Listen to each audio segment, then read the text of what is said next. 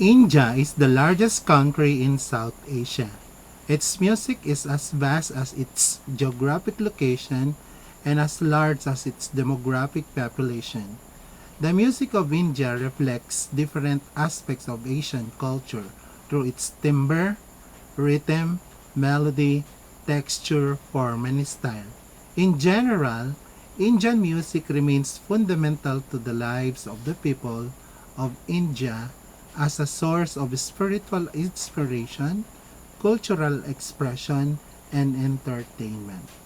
India's classical music tradition includes Carnatic and Hindustani music, which have developed over many centuries. Music of India also includes several types of folk and popular music. One aspect of the vocal music uses melismatic singing with nasal vocal quality.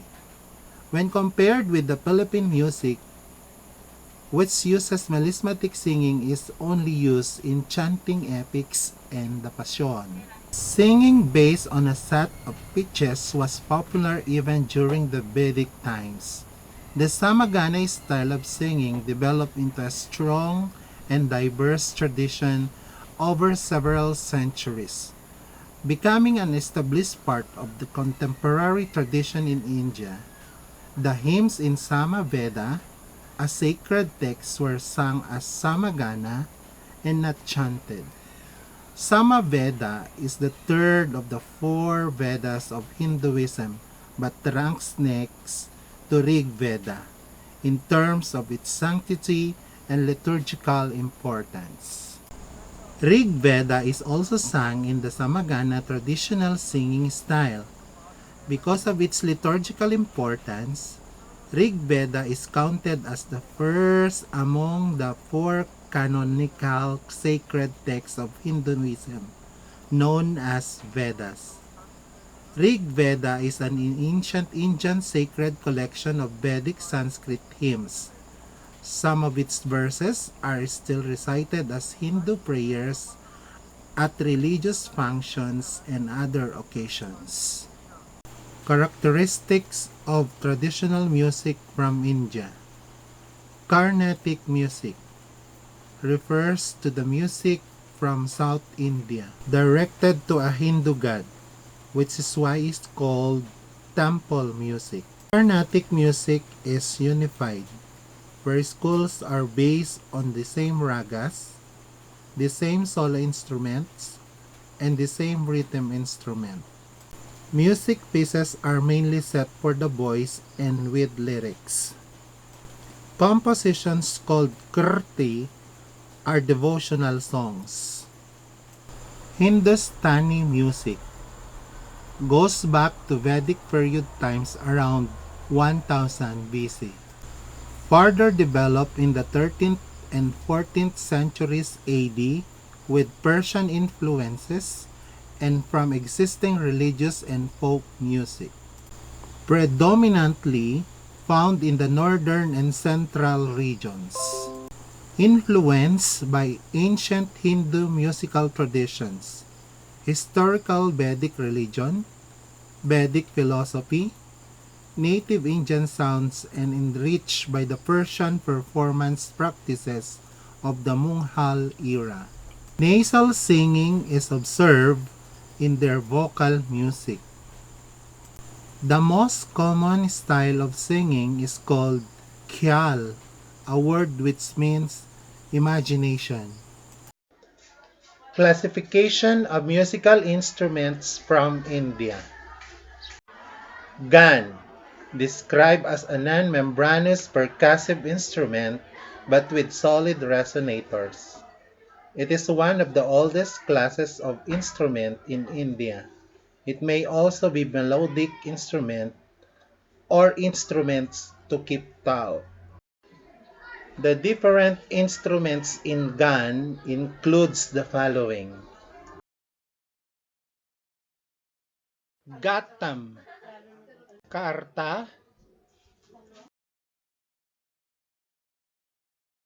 manjira,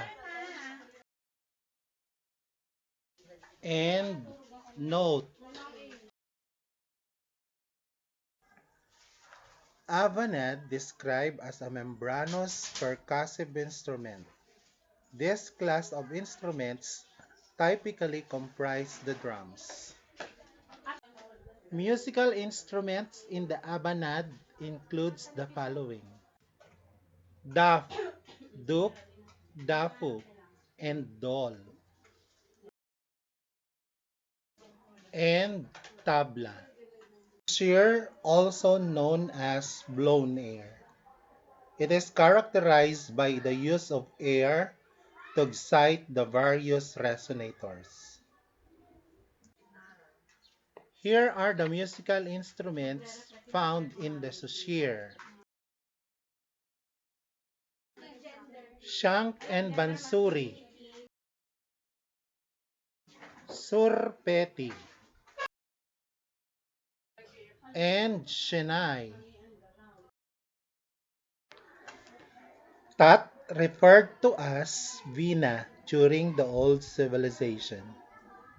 Instruments in this class are plak, string instruments. Here are the instruments in the tat: sitar, gotovadyam, ektar, gopichand, and rabab. Vitat, described as bowed string instruments.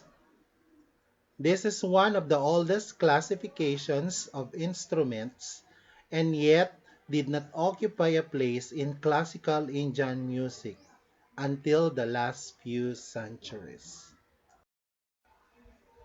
Here are the musical instruments found in the Bitat: Banam,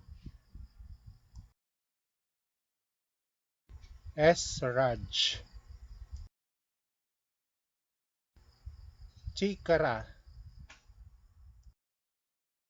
and Sarangi. Rhythm plays an important role in Indian music. It is fundamental to the creation of any musical system. Certainly, from a historical standpoint, rhythm existed many centuries ago before the word rag was ever used. Given this historical preeminence, it is not surprising that rhythm occupies an important position in the Indian system of music. To get yourself updated, click the tiny bell below, like, share, and don't forget to subscribe in my channel. Thanks for watching.